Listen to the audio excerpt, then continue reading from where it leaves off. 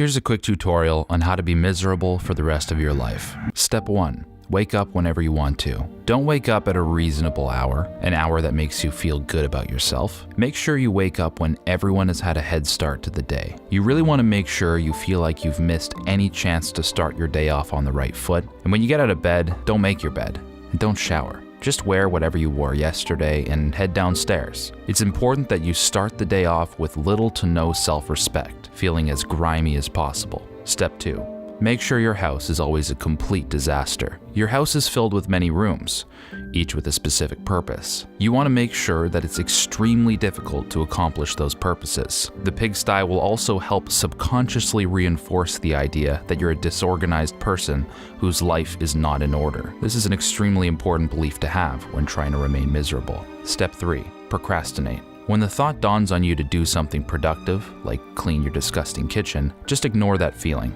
After all, you just woke up, and you have so much time later in the day to get that done. You want to get in the habit of delegating all your life's problems to the future version of yourself, who will probably have a lot more motivation and energy than you do right now. Step 4.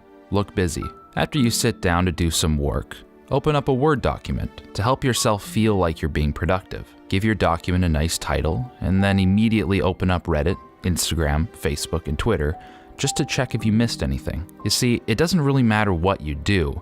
As long as you're sitting on your desk and that Word document is open, it'll help trick your conscience into thinking you're doing work, but you won't be getting any further in life.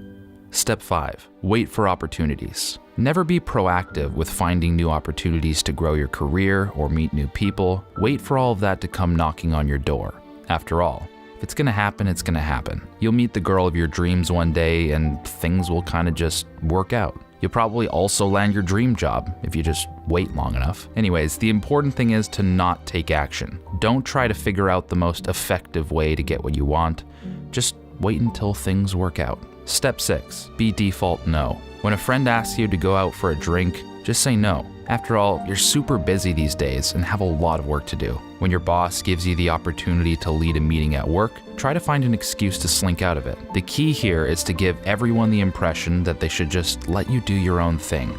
Be so good at saying no that people just stop asking you to do anything. Step 7. Be suspicious of people. Never give people the benefit of the doubt. Believe that everyone basically just wants to take advantage of you. And because of this, you should be guarded and put up walls to protect yourself emotionally. Assume the smiles people give you are fake and that their motives are malevolent. Step 8. Never fix the things you dislike about yourself. Continue to engage in activities that make you feel subhuman and weak. Never prove to yourself that you can overcome obstacles or better yourself. Never attempt to transcend your vices or change your lifestyle for the better. Subscribe to the idea that people can't change, so you shouldn't try. Step 9.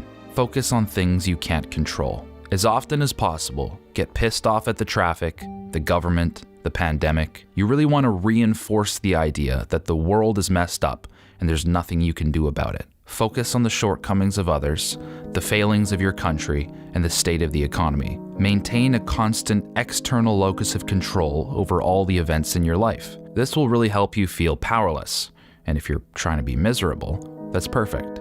Step 10. Use fear as motivation. Make the fear of negative consequence your primary motivator for everything you do.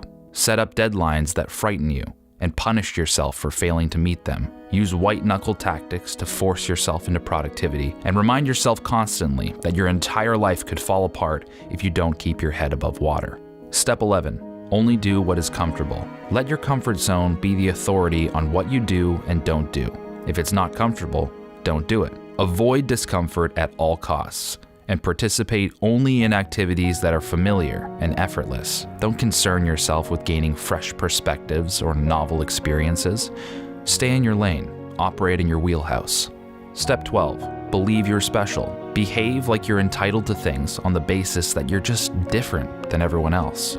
Assume that the people that have what you want in life just don't deserve it as much as you do. Always regard yourself as talented, unique, one of a kind. This will really help you develop an outsider complex, which will make it difficult to open up to other people or see things from their perspective. But since you don't want to do any of that uncomfortable stuff anyways, that's perfect. Step 13. See life not as it is, but how you wish it to be. Daydream of a day where things are better. Fantasize about a life where all your problems are gone. You want to make sure you mentally escape as much as possible to distract you from the obstacles in front of you. Pour your mental energy not into fixing your problems or improving yourself, but into building up this fantasy to be as detailed as possible. Reflect daily about what you would buy if you won the lottery or became a celebrity. Constantly compare your life to this fiction and become resentful at the juxtaposition.